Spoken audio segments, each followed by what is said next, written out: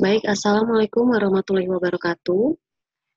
Kali ini saya akan menjelaskan mengenai komponen toksik atau komponen racun di dalam bahan pangan beserta analisis kualitatifnya.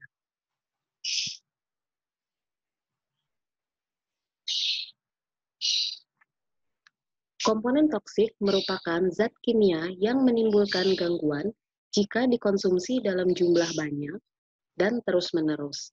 Sedangkan toksin atau racun adalah substansi yang memiliki gugus fungsional spesifik, letaknya di dalam molekul, dan menunjukkan aktivitas fisiologis kuat yang merugikan bagi kesehatan konsumen.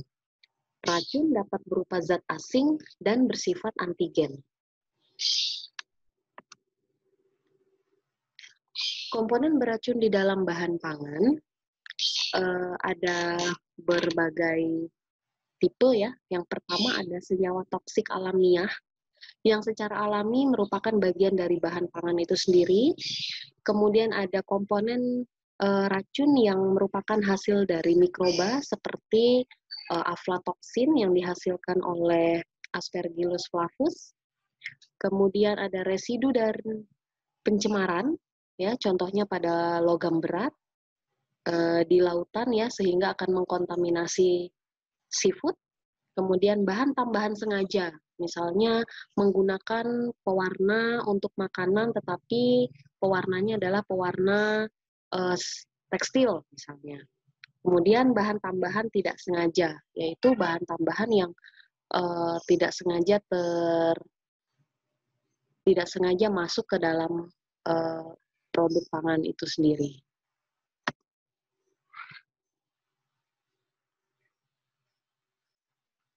Komponen toksik alamiah yaitu senyawa beracun yang dipengaruhi oleh varietas dan jenis bahan asal, baik dari tumbuhan maupun hewan. Contoh komponen toksik alami adalah senyawa glikosida pada tanaman. Jadi senyawa glikosida ini bisa ditemukan di berbagai bagian tanaman seperti daun, batang, akar, kulit, dan sebagainya.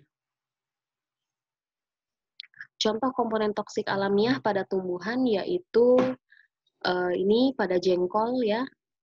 Komponen toksiknya adalah asam jengkolat. Jadi kalau orang yang terlalu banyak makan jengkol, dia akan mengalami penumpukan asam jengkolat dalam tubuhnya ya, bisa seperti orang keracunan. Kemudian pada bangkuang ini ada komponen toksik yaitu pakiriza. Kemudian dalam singkong itu ada asam sianida. Lalu komponen toksik pada hewan ya, contohnya pada ikan buntal yaitu tetrodotoksin. Kemudian pada kerang ya, ini kerang yang diambil dari laut yang terkontaminasi minyak mentah ya, itu mengandung logam berat seperti timbal, merkuri, dan lain sebagainya. Kemudian pada udang, sama sebenarnya udang mengandung logam berat kalau berasal dari lautan yang terkontaminasi minyak mentah. Ada juga asam domoik, ini baru nih, jadi ini baru diteliti ternyata di udang dan di beberapa seafood lainnya itu mengandung asam domoik yang beresiko menyebabkan keracunan jika dimakan dalam jumlah banyak pastinya. Baik, glikosianogenik ya pada singkong itu secara alami dalam bentuk glikosida ya, secara alami terdapat dalam bentuk glikosida. Kemudian terhidrolisis jika ada asam dan enzim. Terhidrolisis menjadi asam sianida. Asam sianida inilah yang berpotensi menyebabkan keracunan pada manusia. Ya. Kemudian bagaimana proses pengolahan singkong? Apakah singkong yang diolah masih terdapat komponen asam sianida? Ya, kita harus cek, kita harus uji. Nanti akan saya jelaskan uji kualitatif asam sianida pada singkong. Jadi ini tadi ya yang saya katakan proses penguraian glikosida sianogenik atau glikosida sianogen, saat ada enzim, ya, saat ada enzim, glikosida sianogen akan diubah menjadi sianohidrin. Ya, setelah menjadi sianohidrin akan diubah kembali menjadi keton atau aldehid ini ya, plus asam sianida. Ya, asam sianida inilah yang akan menimbulkan efek racun di dalam tubuh manusia.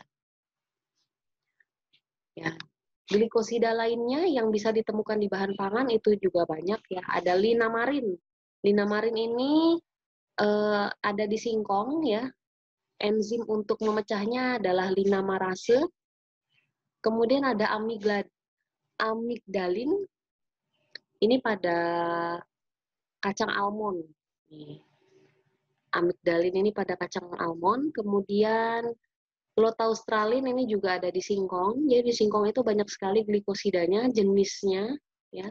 Sehingga kalau terurai, asam sianida yang terkandung di dalam singkong tersebut juga sangat banyak, ya. Lalu ini ada durin. Durin ini ada di sorghum, ya. Sorghum itu sejenis serealia.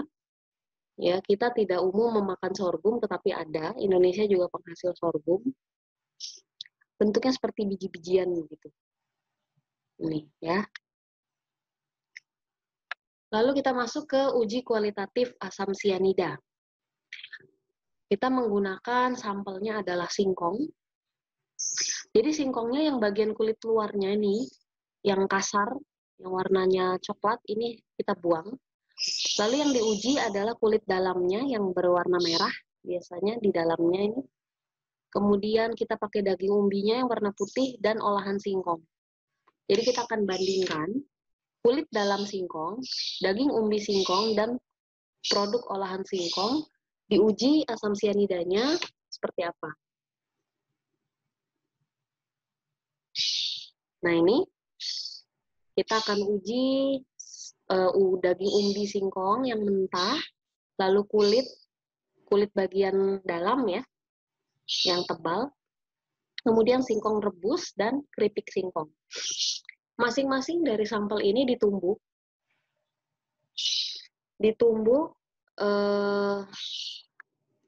fungsi dari penumbukan ini adalah agar sianidanya itu bisa keluar. Jadi glikosidanya itu bisa keluar. Kemudian setelah ditumbuk, diambil sebanyak 50 gram, dimasukkan ke dalam air asa, lalu ditambahkan 50 ml air untuk dilakukan maserasi. Jadi maserasi ini dan penambahan air fungsinya adalah untuk menarik komponen aktif yaitu glikosida sianogen tadi ya dalam kondisi yang normal ya, tidak panas, tidak dingin. Kemudian air yang ditambahkan ini akan mengikat sianida ya, karena sianida akan larut dengan air, kemudian air akan membantu sianida melewati dinding sel sampel ya, sehingga bisa keluar dan akan mudah untuk dianalisis. Lalu ditambahkan 10 ml asam tartarat 5%. Asam tartarat 5% ini ya fungsinya adalah untuk menghasilkan uap HCN atau asam sianida, karena komponen H dari asam tartarat ya akan bereaksi dengan CN membentuk 2CN min ditambah 2H menjadi HCN. Ya, jadi bentar. Jadi fungsi asam tartarat di sini adalah untuk menghasilkan uap HCN. Jadi H dari kurang terlihat ya. H dari asam tartarat ya ditambah CN dari glikosida sianogen tadi ya akan menghasilkan reaksi kimianya adalah 2CN- ya, ditambah 2H menjadi HCN. Ya, jadi nanti HCN ini akan teruapkan, ya, nanti akan ditangkap oleh asam pikrat. Ya, jadi fungsi asam tartarat itu adalah untuk menarik sianidanya. Baik, kemudian ini. Tadi sampel yang sudah ditumbuk itu kita sisihkan, ya, yang kita maserasikan sementara. Lalu di sini ada kertas saring, ini dipotong sekitar ukuran 7x10, lalu dicelupkan ke dalam asam pikrat jenuh, ya, jadi semuanya terendam, lalu dikeringkan dan disemprot Na2CO3 8%. Ya, asam pikrat ini nantinya akan menangkap sianida, ya, akan menangkap sianida. Sebentar. Ini saya hapus dulu.